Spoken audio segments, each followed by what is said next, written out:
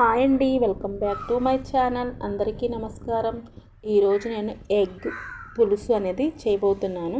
ముందుగా నేను ఎగ్స్ అన్నీ ఉడకపెట్టుకొని వాటి క్లీన్ చేసుకొని నేను పక్కన పెట్టుకున్నాను. తర్వాత నేను టమోటా,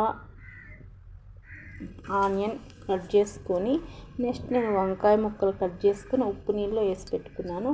ఇప్పుడు ప్యాన్ మీద ఒక కడాయి పెట్టుకొని ఆయిల్ వేసుకొని ఆయిల్ బాగా వేడయినాక నేను పోపు గింజలు వేసుకొని పోపు బాగా వేగినాక నెక్స్ట్ ఆనియన్ వేసుకున్నాను.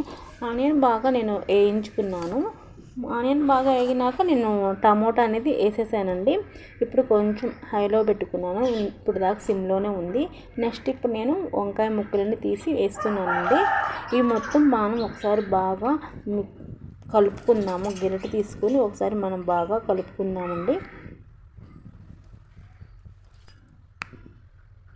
నా కాడ రెండు ఎండి చేప ముక్కలు ఉండలేక అవి కూడా నేను దీంట్లో వేసేసానండి. నెక్స్ట్ ఇప్పుడు నేను టేస్ట్కి సరిపడంత సాల్ట్ అనేది వేస్తున్నాను, అంటే కల్లుప్పు అనేది వేస్తున్నాను. నేను ఎక్కువ కూరలో కల్లుప్పే వాడతానండి. నెక్స్ట్ ఇప్పుడు నేను తర్వాత పసుపు అనేది వేస్తున్నాను.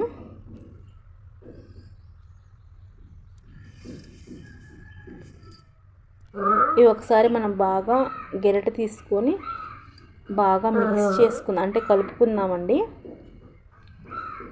కలుపుకున్నాక 10 నిమిషాలు మనం మూత పెట్టుకుందాం. తర్వాత మనం ఇప్పుడు చూద్దామండి. రాఖీ ఎందుకు అరుస్తావు? నెక్స్ట్ నేను 2 స్పూన్స్ కారం వేసానండి. తర్వాత అవి ఎండి చేపలు అనేది చెదరకుండా నేను మెల్లగా గెంటితో కలుపుతున్నాను. నెక్స్ట్ మనం కొంతసేపు మూత అనేది పెట్టుకుందామండి. ఒకసారి ఓపెన్ చేసి మళ్ళీ మనం కలిపి పెట్టుకున్న పులుసుని దాంట్లోకి పోస్తానండి.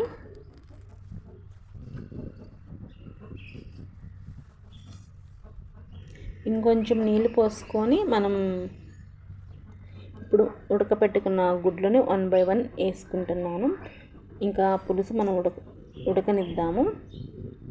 పులుసు ఉడకడం స్టార్ట్ అయింది. మధ్యలో నేను ఇలా ఓపెన్ చేసినప్పుడు అలా అంటానండి, ఎందుకంటే అడుగు అంటితే కూర స్మెల్ వస్తుందని కదా, అడుగు అంటే మాడిన స్మెల్ వస్తుందని మధ్య అలా అంటాను. లాస్ట్ అండ్ ఫైనల్ కోడిగుడ్డు పులుసు రెడీ అయ్యింది. నేను కరివేపాకు లాస్ట్లోనే వేస్తాను. స్మెల్ అంతా పులుసుకు పట్టిద్ది, టేస్ట్గా బాగుంటుందని లాస్ట్లోనే వేస్తానండి. అంతేనండి, కోడిగుడ్డు పులుసు రెడీ అయింది. Please subscribe my channel. Bye అండి.